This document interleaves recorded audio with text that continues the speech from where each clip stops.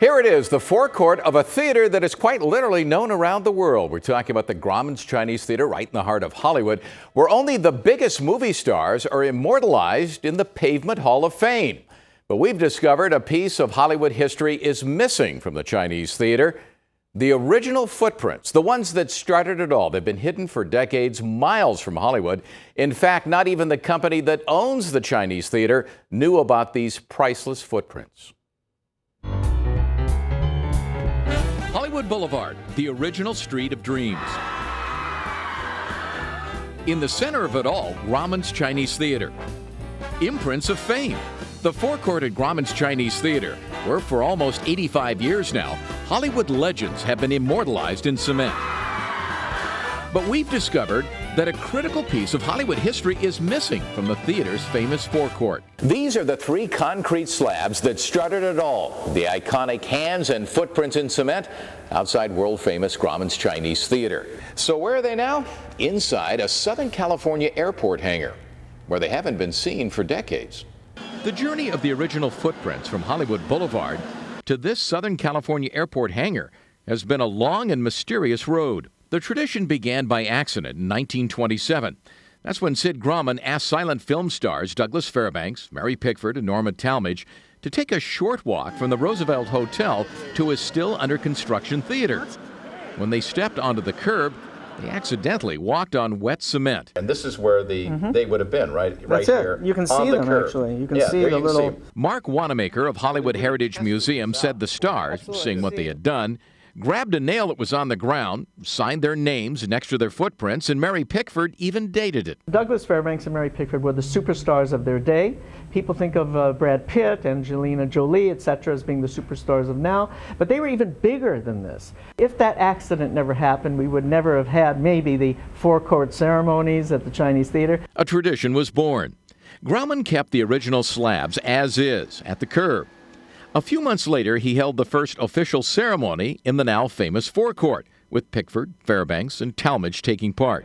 The original slab stayed right about here where my foot is on the sidewalk for decades, until 1958, when they were jacked up to make room for the Hollywood Walk of Fame.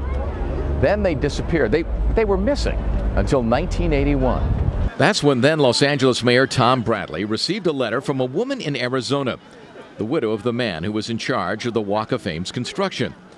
She said she had 3 of the original slabs, and she wanted to know if the city wanted them back. Headlines in the Los Angeles Times and other local papers chronicled their return. A local businessman paid to get the slabs back to Hollywood, but they never got to the Chinese Theater. You could call aviation mechanic Larry Buchanan the keeper of the slabs. Since the early 1990s, Larry has been storing them for the businessman who returned these forgotten footprints. With the purported owner's permission, Larry said he's tried numerous times to sell the slabs, even at one point putting them on eBay. He also said he tried to give them back to Grauman's Theater. Grauman's Chinese knows I have them, and they just are not interested in that era. It's an era gone by. That's based without foundation. Peter Dobson, the CEO of Mann's Theaters, the company that owns Grauman's Chinese Theater, says that he has never been contacted about these slabs. I would like to see these 3 slabs put in front of the front doors in the forecourt. I'd like them donated to the Chinese Theater and put them back where they truly belong. I think everybody would like to see them, but at this point, the odds of that happening are not very good. We talked with the purported owner of the slabs, a Hollywood developer, Nick Orlotz, by phone. Orlotz said, quote, "Decades ago, I had wanted to give them back to Grauman's, a donation in the name of my children. But the theater owner at the time, Ted Mann, wasn't interested in taking them back."